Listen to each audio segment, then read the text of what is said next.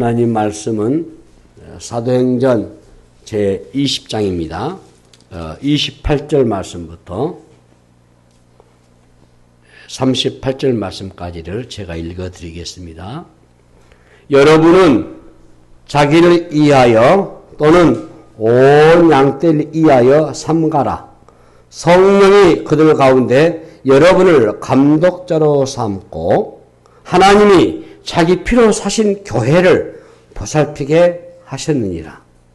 내가 떠난 후에 사나운 이리가 여러분에게 들어와서 그 양떼를 아끼지 아니하며 또한 여러분 중에서도 제자들을 끌어 자기를 따르게 하려고 어그러진 말을 하는 사람들이 일어난 줄을 내가 아노라. 그러므로 여러분이 일깨워 내가 3년이나 밤낮 쉬지 않고 눈물로 각 사람을 훈계하던 것을 기억하라. 지금 내가 여러분을 주와 및 그 은혜의 말씀에 부탁하노니 그 말씀이 여러분을 능히 든든히 세우사 거룩하게 하심을 입은 모든 자 가운데 기업이 있게 하시리라. 내가 아무의 은이나 금이나 의복을 탐하지 아니하였고 여러분이 아는 바와 같이 이 손으로 나와 내 동행들이 쓰는 것을 충당하여 범사에 여러분에게 모본을 보여준 바와 같이 수고하여 약한 사람들을 돕고 또 주 예수께서 친히 말씀하신 바 주는 것이 받는 것보다 복이 있다 하심을 기억하여야 할지니라. 이 말을 한 후 무릎을 꿇고 그 모든 사람들과 함께 기도하니 다 크게 울며 바울의 목을 안고 입을 맞추고 다시 그 얼굴을 보지 못하리라 한 말로 말미암아 더 근심하고 배까지 그를 전송하니라. 아멘. 우리 옆에 계신 분과 함께 인사 같이 나누시겠습니다. 이 자리에 오신 당신은 이 시간 가장 아름다운 분이십니다. 예, 감사합니다.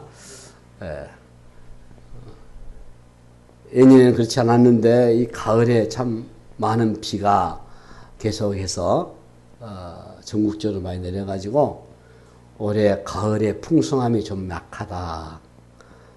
태풍은 없어서 큰 수확이 되겠지만은 그래도 이 많은 비로 인해서 논농사랄지 또 밭농사가 많이 썩 좋은 것은 아닌 것 같습니다. 그래서 참 많은 근심이 되겠지만은 그래도 하나님의 또 선하심을 통해서 일길도 고르게 해주시고 또 아마 이번 한 주간은 또 비가 없는 것 같은데 어떻든지 여러분들이 몸 관리 또 건강 관리 잘 하시면 좋겠습니다. 예년에 비해서 올해는 감기 독감이 아주 많다고 합니다. 이 환절기에 건강에 유념하시고요. 그리고 몸 관리 잘하는 것도 우리 신앙인들의 우리 신자들의 삶의 지혜입니다. 잘 살피셔서 지혜롭게 주의 성령님이 거하신 여러분들의 몸을 잘 다스렸으면 좋겠다 이것입니다. 우리 같이 한번 믿음을 또 우리 주님을 고백하도록 하겠습니다. 주 예수님, 내가 주를 믿습니다. 십자가에 피 흘려 나를 구원하신 주 예수님, 내가 주를 믿습니다. 늘 고백하셔야 됩니다. 자, 기도하겠습니다. 하나님 아버지, 은혜를 감사합니다. 우리를 이 예배에 부름을 받게 하시고 또 예배에 참여하여 함께 찬송하며 기도하며 또 주님의 말씀 듣기 원합니다. 주님이 생명 주신 이 말씀을 우리가 부여잡고 이 말씀을 새기며 이 말씀에 우리가 충성하는 저희들 되게 하옵소서. 성실과 인내로 주의 말씀을 대하며 믿고 나아가는 저희들 되게 하여 주시옵소서. 감사하며 예수님 이름으로 기도하옵나이다. 아멘. 오늘 읽었던 우리의 본문은 바울이 에베소 교회의 지도자들에게 고별 설교한 내용을 하고 있습니다. 18절 말씀부터 27절 말씀까지는 바울이 이 에베소 교회를 떠나면서 그동안 그가 어떻게 목회를 해왔는지에 대한 자신의 심경을 토로한 말씀이고요. 28절부터는 에베소 교회를 이끄는 지도자들에게 당부하는 말씀인 것입니다. 이 교회의 지도자 그러면 장로 혹은 감독자라고 표현하고 있습니다. 초대교회 표현이죠. 오늘날로 말하면은 우리 목회자들이라고 볼 수 있습니다. 28절 말씀 보시면은 여러분은 자기를 위하여 또는 온 양떼를 위하여 삼가라. 성령이 그들 가운데 여러분을 감독자로 삼고 하나님이 자기 피로 사신 교회를 보살피게 하셨느니라. 자, 바울은 먼저 삼가라 이렇게 말씀하고 있습니다. 이 말은 주의하라. 무엇에 대해서 주의를 집중하라. 관심을 가지라는 뜻이죠. 그리고 계속을 의미하는 현재 명령법을 쓰고 있어요. 그러니까 지속적으로 계속해서 자신을 돌아보고 깨어 있어야 한다. 그런 말씀입니다. 이 영적 지도자의 자기 성찰을 요구하고 있습니다. 다른 사람들을 돌보기 전에 먼저 자기 자신을 잘 돌보시라 그 말이에요. 내 영혼이 병들게 되면은 다른 사람의 영혼을 돌보기가 어려워요. 최근에 우리 장로교 총회를 거치면서 우리 교단에서 두 가지의 큰 지시가 있었습니다. 하나는 우리 목회자들, 우리 목사님들이 이 AI 시대에 바르게 목회를 해라. 컴퓨터에 의존해가지고 이제 챗GPT 설교를 하지 말라는 거예요. 우리 선배 목사님들이 했던 것처럼 성경을 읽고 그 본문을 묵상하고 기도하고 말씀을 잘 준비해서 말씀을 선포하고 목회하라 그 말이죠. 성도 여러분들에게는 무속에 빠지지 마라. 요즘 교회 장로들이, 권사님들이, 집사님들이, 성도들이 더 잘 살기 위해서, 더 돈 벌기 위해서 무속에 미쳐 있다. 무속에 빠져 있다. 점치는 행위를 한다 그 말이에요 지금. 있을 수 없는 일이에요. 이게 우리 총회에서 이번 내린 결론입니다. 그 말이 위험하다 그 말이에요. 한국 교회가. 죄송합니다만은 우리 목사님들의 책임이죠. 세속주의와 성장주의와 그리고 신사도운동을 해가지고 여기에는 번영신학이 뒷받침되고 있습니다. 그래서 교회를 완전히 망가지게 해버리는, 복음을 떠나게 해버리고 주 예수의 말씀을 벗어나게 해가지고 하나님의 말씀을 거부하고 주 예수께 충성하기를 거부하고 자기 잘 먹고 잘 사는, 현실에 추구하고 쾌락하는 그런 무속주의에 다 빠져가는 한국 교회를 안타깝게 여겨서 먼저 우리 목사님들이 다시 바르게 목양하라. 기도하고 말씀을 연구하고 묵상하고 그래서 바르게 설교하라. 복음을 선포하라. 성도들은 거기에 맞게 하나님의 자녀답게 거룩하게 살라. 경건히 살라. 말씀에 순종하며 살라라는 것이죠. 그래야 건강한 목회자가 돼야 건강한 교회를 세울 수 있습니다. 고린도전서 9장 27절 말씀 보시면은 내가 내 몸을 쳐 복종하게 하면 내가 남에게 전파한 후에 자신이 도리어 버림을 당할까 두려워함이라. 이 목회자가 공동체를 세워가는 목자이면서도 동시에 주님의 돌보심을 받아야 할 저 역시도 한 마리의 양입니다.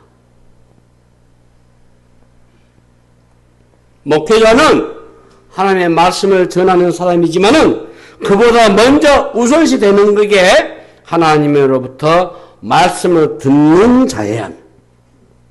하나님과 독대하고 하나님의 말씀에 귀를 기울이는 시간이 그래서 많아야 된다 그 말이에요. 다른 사람들의 본보기가 되셔야 한다 말. 지금 우리가 이제 지난주부터 우리가 누가복음을 필사합니다. 저 역시도 매일 2페이지씩 씁니다. 제가 여러분들에게 말씀했던 것처럼 성경을 읽으면서 그리고 하나님이 주시는 은혜를 힘입고 기도도 하고 또 회개도 하고 결심도 하면서 성경을 필사를 합니다. 오늘 교회의 영적인 리더십은 세속적인 리더십과는 상당히 차이가 있어요. 세속적인 리더십들은 때로는 도덕적인 흠결이 있어도 업무의 능력이 탁월하고 그 도덕성을 묻지 않을 때가 있어요. 세상은 그럴 수 있다고 봅니다. 그러나 교회는 그럴 수 없잖아요. 이 영적인 지도자에게는 엄격한 자기 기준을 가지고 있어야 한다는 것을 말씀하고 있어요.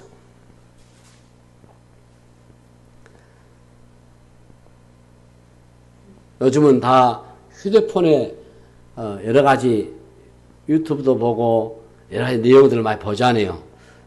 저도 하나 봤는데요. 그분이 누군지 잘 모르겠습니다만은 한국의 오적, 우리 국민의 오적. 제 1번이 검사, 제 2번이 판사. 그러고 나서 그 다음에가 의사. 첫 번째 적이 목사. 제가 충격을 받았습니다. 네, 제가 목사님, 근데 그분은 그 첫 번째 적이 대형교회 목사. 이렇게 나왔어요. 그러면서 예를 들어가지고, 여러분, 선거할 때에 대통령 선거든, 국회의원 선거든, 또 단체장 선거든, 의원들 선거할 때에 돈 쓰면 어때요? 잡혀가잖아요. 100만 원 이상 벌금 나오면은 무효되지요. 대형 교회, 큰 교회 목사님들이 총회를 하면서 30억, 40억, 50억을 쓴다. 이게 지금 한국교회 현실이다.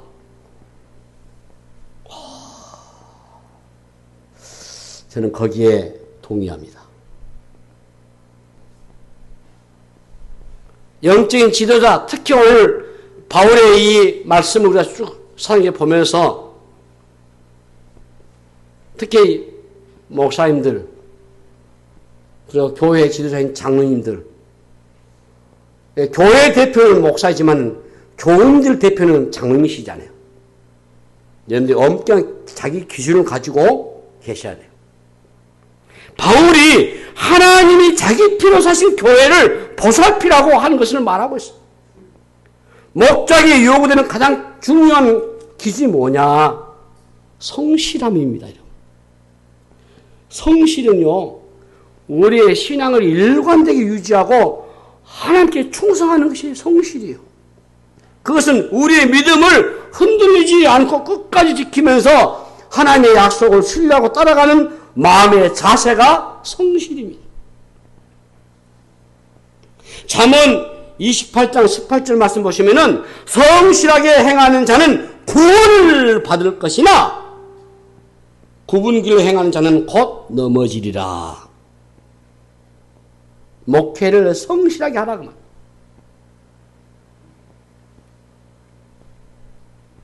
지교회에서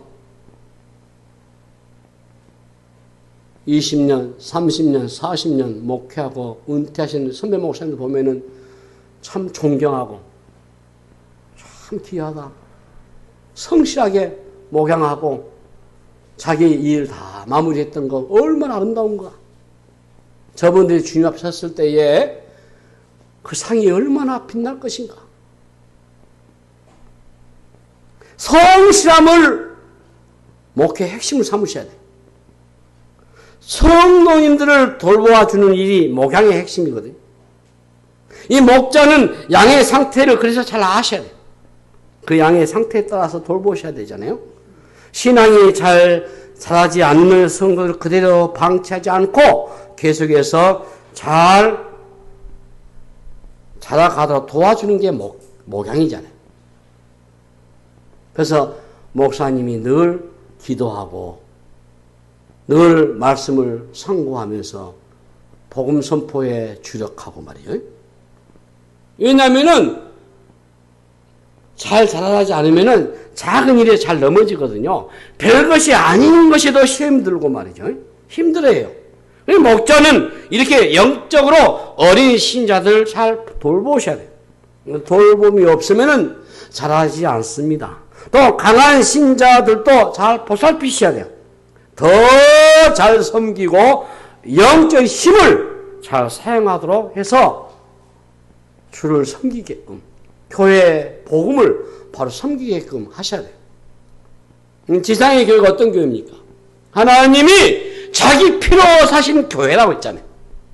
하나님이 당신의 아들의 생명을 내어 놓으심으로 세워진 게 바로 교회입니다. 세상에 이런 곳이 어디 있습니까? 교회보다 더 높은 가치를 가진 곳은 없어요. 교회는 세상적인 단체나 조직과는 구별되셔야 돼요. 교회를 대하는 여러분의 태도가 그리 중요한 겁니다. 무엇보다도 하나님에게 교회는 너무나도 귀중합니다. 적당히 목회하려고 하면 안 된다는 것을 말씀하는 거예요. 그래서 우리 목회자, 목사에게 주어진 임무가 매우 엄중하다고 저는 봅니다.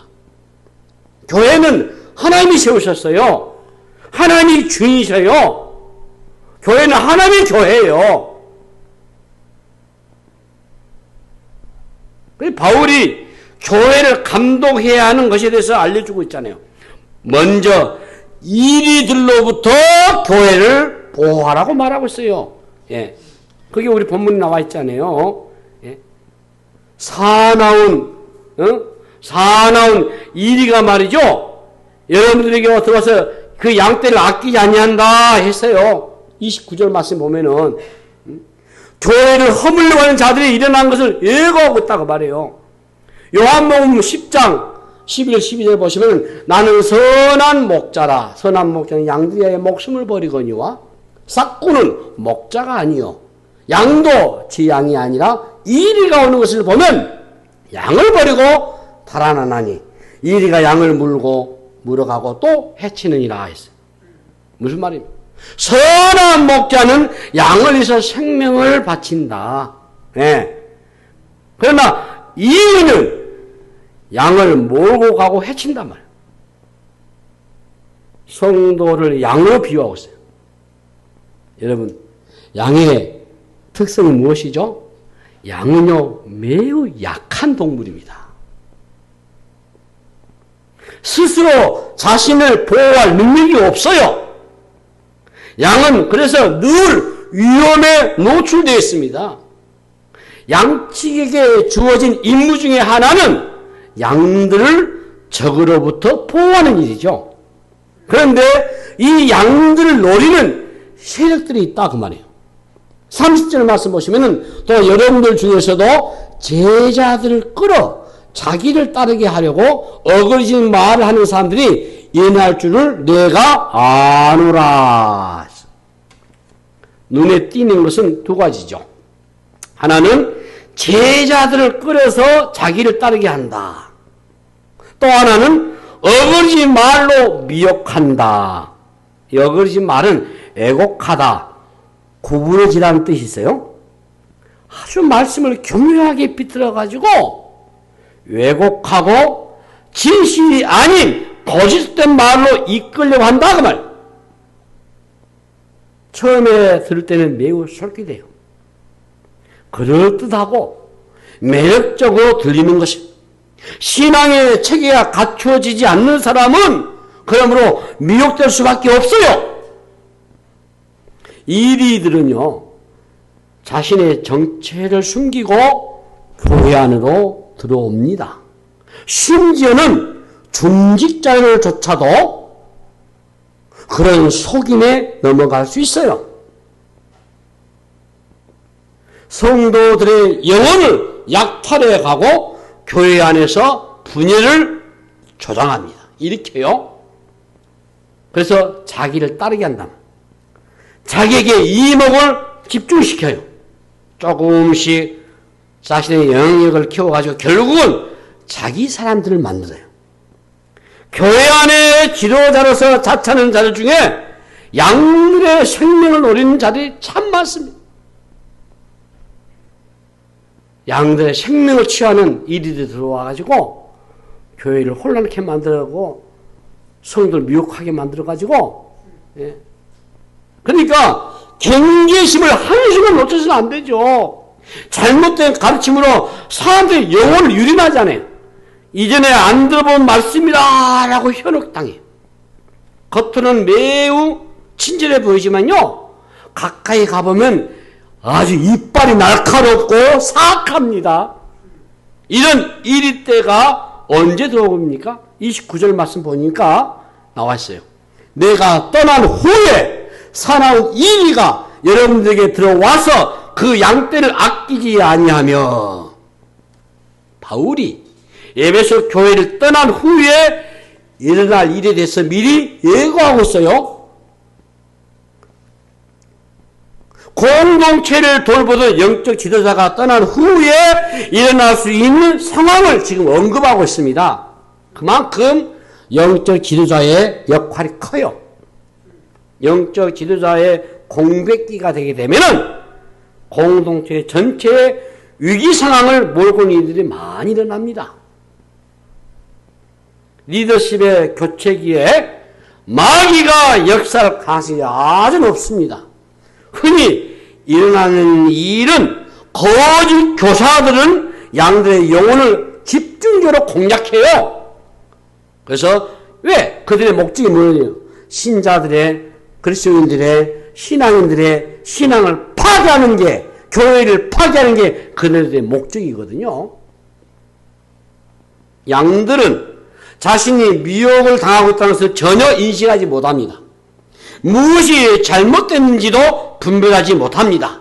양은 태생적으로 길을 잘 잃어버려요. 근데 이리는요, 태생적으로 길 잃은 양을 잡아먹고자 하는 겁니다. 바울은 그것을 잘 알고 목회를 했다 그 말이에요. 그러니까 분별력이 필요하다 그 말이에요. 분별을 가지려면은 기준이 있어야 돼요. 이리들은 그리스도가 아니라 자기를 따르게 합니다. 여러분, 사람을 따르면 안 돼요. 우리는 오직 우리 예수님만을 따라가셔야 돼요. 신기한 것은 사람들은 눈에 보이는 사람을 따르고 미혹을 당하거든요. 이게. 예. 이 때들은 자기를 돋보게 하고 자기를 드러내요. 또 사람을 기쁘게 하려고 합니다. 말과 행동이 주님에게 초점 맞춘 게 아니고 자신에게 초점 맞춰요. 사람에게는 아무런 소망이 없어요, 여러분. 아무 위대한 인물일지라도 그냥 사람일 뿐이에요. 말씀을 잘 가르치는 목회자들이 있어요. 사람들은 그가 전한 말씀에 은혜를 받습니다. 거기까지는 좋습니다. 그러나 그 목사에게 집착하는 게 문제가 돼버려요. 잘못된 거죠. 좋은 목사는 자기에게 주목하게 하지 않고 자신이 전한 하나님의 말씀에 주목하게 하는 게 좋은 목사요. 예? 그렇게 가셔야 돼요, 여러분. 그 말씀의 중심에 반드시 주님이 계셔야 돼요. 주님을 따르게 하는 사람이 아니고, 그러면 경계하셔야 돼요, 여러분. 네. 신앙에 모두 있다면 그 사람의 좋은 것은 모방할 수 있어요. 그러나 언제나 거기까지입니다. 사람을 추종하는 것은 건강한 신앙인이 아니에요, 여러분. 건강한 설교자들은 언제나 성경에 있으면 그 내용의 본문을 중심으로 설교를 하는 거죠. 그래서 강의를 하는 거죠. 그 본문에 반드시 주님이 드러나셔야 돼요. 우리가 흔히 말하는 큰 인물, 위대한 종은 없어요, 여러분. 네. 성경의 그 어떤 인물도 주님을 대신할 수 없어요. 우리의 믿음의 대상은 오직 예수님 한 분밖에 없으니 믿으시기 바랍니다. 오늘날은요, 혼탁한 시대입니다, 여러분. 잘 들으셔야 돼요. 미디어가 아주 많이 오염되어 있어요. 챗 GPT 시대에 거짓 정보들이 더 많이 쏟아질 가능성이 아주 높습니다, 여러분. 분별할 줄 아셔야 돼요. 성경을 읽는 것보다도 미디어를 더 많이 오늘 우리가 보여는 시대인데 우리 영혼들이 어디 갈지 알 수가 없어요. 바울은 자신이 했던 것을 지금 상기시키고 있는 거. 자, 31절 보시면은 그러므로 여러분이 일깨워 내가 3년이나 밤낮 쉬지 않고 눈물로 각 사람을 훈계하는 것을 기억하라. 바울은 밤낮 쉬지 않고 눈물로 각 사람을 훈계하고 가르쳤다고 했어요. 그냥 대충 할 일이 아니라는 것을 암시하는 거죠.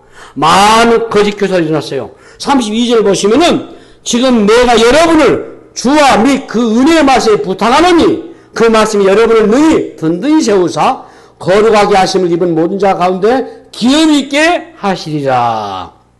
바울은 교회가 든든히 세워져 가기를 원했어요. 교회를 든든하게 만든 데 있어서 바울은 크게 두 가지 얘기하는데요. 예, 내가 주와 그 은혜의 말씀에 부탁하노니 첫 번째는 그리스도에게 교회를 부탁했어요. 교회를 궁극적으로 지키시고 인도하신 분은 주님이셔요. 그리스도를 주로 삼는 교회는 주님이 책임지실 것입니다. 사람의 주인이 아니고 주님이 주 대신 교회는 세상이 흔들 수 없어요. 두 번째는 은혜의 말씀을 부탁하고 있어요. 그 말씀이 능히 너희로 든든히 세우사. 교회가 어떻게 든든히 세워질 수 있겠습니까? 바울은 자신은 떠나지만 자신이 가르쳤던 하나님의 말씀이 계속적으로 에베소 교회를 지켜줄 것을 믿었단 말이에요. 교회가 든든해야 돼요. 교회가 든든하셔야 나라가 삽니다. 교회가 흔들리면요, 나라 흔들려요. 지금 우리 상황 지금 접하고 있잖아요. 목사님이 실정법에 어긋났잖아요. 그런데 그 어떻게 교회 핍박한 겁니까? 그런데 교인들 핍박을 당하거든. 핍박해서 교회를 못 나가게 예수 못 믿게 하게 핍박한 거 아니에요? 부산에 그 손모 목사님 법을 어겼잖아요. 다 도주할 가능성이 많고 증거 인멸하니까 구속시켰잖아요. 근데 왜 그게 교회 핍박입니까? 선동해가지고. 그 교인들이 선동해가지고. 교회가 5천명이 모이면 뭐하고, 10,000명이 모이면 뭐합니까? 다 법을 어기고. 세상 법도 어기는데 그래서 법을 지키겠습니까? 많은 예수 믿는다 하죠? 다 가짜들이지. 거짓도 이선자들이지. 한국교회 이렇게 망가져버렸어요. 든든하지 못한 교회는 별것이 아닌 것에서 무너져 버린 거예요, 지금. 본질이 아닌 것으로 갈등하고 말이죠. 혼란에 빠져버린 거죠. 바울 시대에 에베소 교회 상황이 오늘날 이상으로 복잡해버렸어요. 특히 바울이 세웠던 교회의 역사가 짧습니다, 여러분. 교회의 형성 기간이 얼마 되지 않았어요. 공동체를 분명히 붙들 수 있는 것은 하나님의 말씀밖에 없어요. 성도는 한 사람 한 사람이 말씀 중심으로 서 있는 교회가 그러므로 건강한 교회입니다. 시대마다 이슈가 있어요. 교회가 그 시대의 이슈를 따라가면 안 돼요.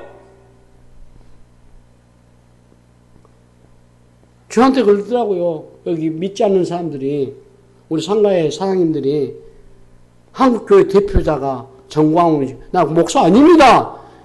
해도 언론에서 목사라고, 거기 따라가는 장로들, 집사들, 그 사람, 광주에서 대형버스 3대, 4대 간다는 거예요. 말이 될 소리입니까? 은퇴하신 목사님들, 나 이해가 안 돼요. 장로님들, 권사님들, 왜 자기 교회 헌금하지 않고 거기 가서 합니까? 정광훈 씨 목사 아니에요, 여러분. 이단이고, 지금 통합지신 올해 이단 발표했잖아요, 총회에서. 그런데 추정하고, 그 설교 듣고, 욕하고, 이단도 그러지를 못하는데도, 하나님은 모독하고, 대놓고 해도, 박수치고, 할렐루야 하고, 그건 뭔 짓입니까? 왜 거기는 또 미국 국기가 또 있고, 이스라엘 국기가 없거든요. 다 성경을 조작하니까.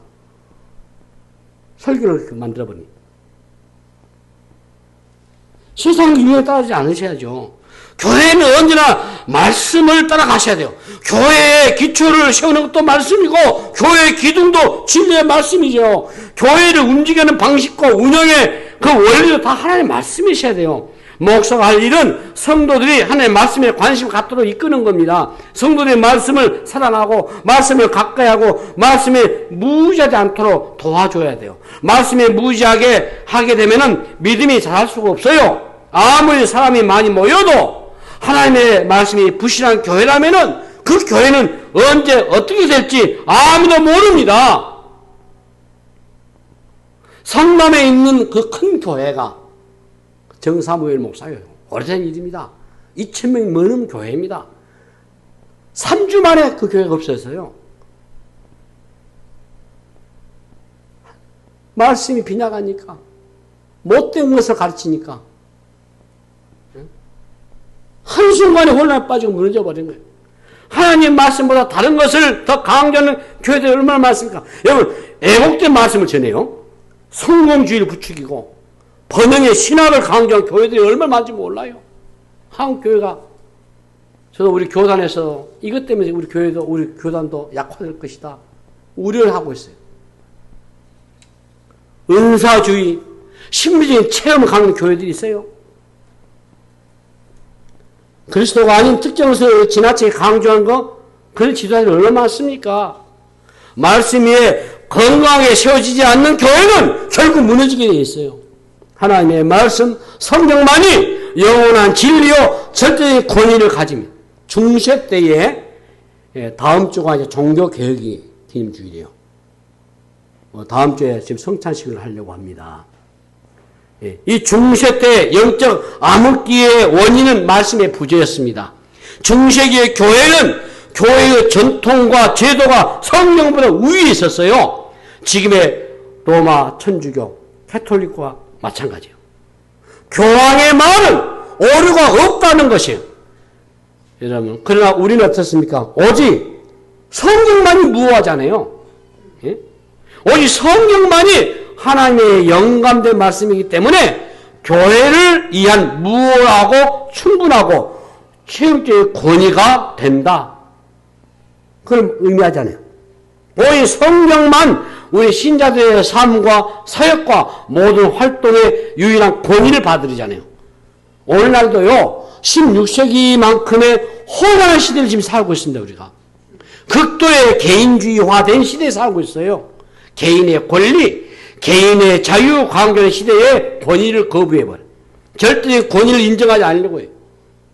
자기 소견에 옳은 대로 살고자 하는 사사기 시대와 같은 문화 시대가 16세기, 17세기, 지금 21세기, 20세기 그래요. 내 마음대로 살고 내 취향대로 살고 내 기분으로 살고 내가 좋으면 그것이 성이 되는 그런 시대예요. 내가 남자로 살든 여자로 살든 상관이 없는 시대. 개인이 원하는 대로 살아가는 것. 중세의 혼란은 말씀의 왜곡으로 나타났어요. 그 당시에 일반인들은 성경을 손에 들고 있지 않았어요. 당연히 무엇이 잘못됐는지 분별할 길이 없어요. 한 교회, 한 도시, 한 나라가 아니고 유럽의 모든 세계를 어둠으로 덮어버린 것이죠. 한 시대가 어둠 속에 갇혀 있다는 것을 보여주는 겁니다. 교회에 문제가 일어났을 때 무엇으로 푸셔야 되겠습니까? 말씀의 인도를 받으셔야 돼요. 공동체 전체가 말씀에 귀를 기울이셔야 돼요. 교회는 언제나 말씀을 따라가야 되는 것입니다. 말씀보다 더 강조된 게 있으면 안 돼요. 건강한 교회는 교회 안에 말씀을 가까이 하는 문화가 형성되어 있으셔야 돼요. 목사의 가장 중요한 임무가 다른 게 아니에요, 여러분. 말씀에 꼴을 먹이는 거지. 네. 성도들이 말씀에 관심을 갈 수 있도록 하고 말씀이 여러분의 삶의 중심에 서게 만드셔야 돼요. 예수를 믿지만 모두가 말씀을 사모하고 말씀에 잘 기울이지 않습니다. 예수를 믿지만 예수 안 믿는 사람과 똑같이 성경을 대하려고 하고 있어요. 교회의 생명이 사실 강단에 있어요. 예. 강단이 죽어버리면요, 교회도 생명력을 잃어버려요. 그러니, 강단이 말씀으로 선포되셔야 돼요. 강단이 오염되지 않도록 지켜주는 막중한 임무가 그러므로 주어져 있는 거예요. 하나님의 말씀이 아닌 엉뚱한 세상의 사설들로 전하는 순간 교회는 망합니다. 그러니 지금 우리 한국 교회는 망하고 있는 상황. 오늘날 강단에 다른 것들이 너무 많이 들어와 버렸어요. 그래서 강단의 오염제는 심각하다고 봐요. 예. 설교자는 여론을 살피고 여론에 부응하는 자가 되면 안 돼요. 인기를 추구해서는 안 돼요. 강단은 사회적인 논평을 하는 것도 아니죠. 오직 성경, 오직 하나님의 말씀만을 전하는 것이 이 강단이 되셔야 돼요. 우리는 하나님의 말씀에 대한 분별력을 가지셔야 돼요. 분별력은 여러분 그냥 생기는 게 아닙니다. 하나님의 말씀에 여러분들 계속해서 관심을 가지시고 배우셔야 성경적인 분별력이 생겨요. 그래서 한 주간에 말씀을 읽고 답도 풀어보시고, 그리고 주일 낮 설교, 주일 오후 설교, 수요 강의를 늘 되새겨보고 살펴보고, 그래서 늘 여러분들 성경도 써보고 또 본인에서도 읽어보고 그걸 배우셔야 돼요. 교회는 말씀 안에 살아가셔야 돼요. 말씀을 살아갈 때 이들로부터 보호를 받을 수 있는 거예요. 오늘 교회를 흔들려고자 하는 이 이단 사입의 거짓 가르침들이 얼마나 많습니까? 그럴 때 신비주의와 너무나 치추쳐버린 은사주의자들, 이 세속화로 인해서 자유주의자들의 우리 성도를 얼마나 위협하고 있습니까? 어찌만 네가 강주를 입었어요, 목사님들을.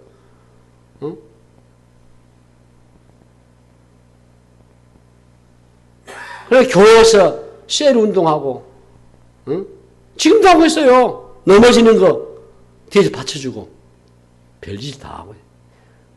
그게 어디서 나온지 아세요? 미국의 세드릭백 교회에서 다 배워오고 목사님들이 미국 와가지고. 그래 교회 부흥시키기 크니까. 알파하고 다락방하고 말도 안 되지. 건강한 교회는 하나님의 말씀으로 소중히 다루셔야 돼요. 말씀에 중심되지 않는 교회가 미래 없어요. 교회는 하나님의 은혜의 말씀을 말씀으로 선포되고 말씀으로 받을 때 성도가 믿음이 살아가는, 말씀을 모르면 하나님을 믿을 수 없어요. 오늘 본문 33절 34절에 보시면은 내가 아무의 은이나 금이나 의복을 탐하지 아니하였고 여러분이 아는 바와 같이 이 손으로 나와 내 동행하는 것을 쓰는 것을 충당했다, 이렇게 했어요. 바울이 복음 증거자로서의 영원한 것에 초점을 맞추고 있어요. 은과 금은 잠시뿐이에요. 우리 사역자들이 철저히 이타적인 삶을 살도록 요구하고 있는 거예요. 그래서 바울은 자비 사역을 하신 거예요. 나를 위해서 살려가는 순간 시험에 들게 된다. 물질적인 유혹이 없을 수는 없지요. 근데 계속 싸워 나가야죠. 영원한 것을 추구하는 삶의 특징은 모으는 게 아니고 나누는 것이죠. 35절 말씀 보시면 범사 여러분에게 모범을 보여준 바와 같이 수고하여 약한 사람들 돕고 또 주 예수께서 친히 말씀하신 바 주는 것이 받는 것보다 복이 있다심을 기억하여야 할지니라. 예? 단순히 베푸는 삶을 강조하는 말씀 아니죠. 이 말씀의 핵심에 십자가가 있어요. 그리스도가 우리에게 보여주신 삶의 핵심이에요. 베풀고 섬기는 자가 복입니다. 그러나 아무리 베풀고 섬길 수 있는 것이 아니죠. 자신 안에 충만함이 있으셔야 나눌 수 있어요. 돈이 있다고 나눌 수 있습니까? 전혀 그렇지 않습니다. 내 안에 결핍 의식이 있고 풍요 의식이 없다면은 끊임없이 채우려고 하기 때문에 나누기 어려운 거예요. 그래서 바울은 풍요 의식이 있었다고 했어요. 이게 빌립보 4장 18, 19절 여기 보고 설교 말씀입니다. 내게는 모든 것이 있고 또 풍부한지라 에바브로 디귿편에 너희가 준 것을 받음으로 내가 풍족하니 이는 받으실 만한 향기로운 재물이요 하나님을 기쁘시게 하는 것이라. 나의 하나님이 그리스도 예수 안에서 영광 가운데 그 풍성한 대로 너희 모든 쓸 것을 채우신다고 하셨어요. 여러분, 바울이 그리스도 안에서 풍성 누리고 있었기 때문에 자비랑으로 그가 사역을 한 것이죠. 복음을 전한 일에 거침이 없었어요. 복음 사역자로서 자신을 지키고자 애를 썼어요. 복음을 전하기만 한 게 아니고 복음을 자신의 삶에 녹여냈습니다. 우리의 목회자의 삶이 유리알처럼 투명하게 드러날 수밖에 없지요. 어느 거 하나 자유롭지 않습니다. 어려운 일이죠. 그러나 어렵기만 한 게 아니에요. 그 길은 영광스러운 길이죠. 왜? 피로 사신 교회를 섬기고 세워가는 일이야말로 얼마나 영광스러운 직무이겠습니까? 환난과 핍박이 기다리고 있지만 바울은 멈추지 않았어요. 그는 교회를 사랑하는 마음이 가득했어요. 주님의 교회는 하나님이 자기 피로 사신 바 교회입니다. 주님의 교회를 주님이 세워가셔요. 말씀 위에 세워진 교회를 통해서 하나님이 일하신 줄로 믿습니다.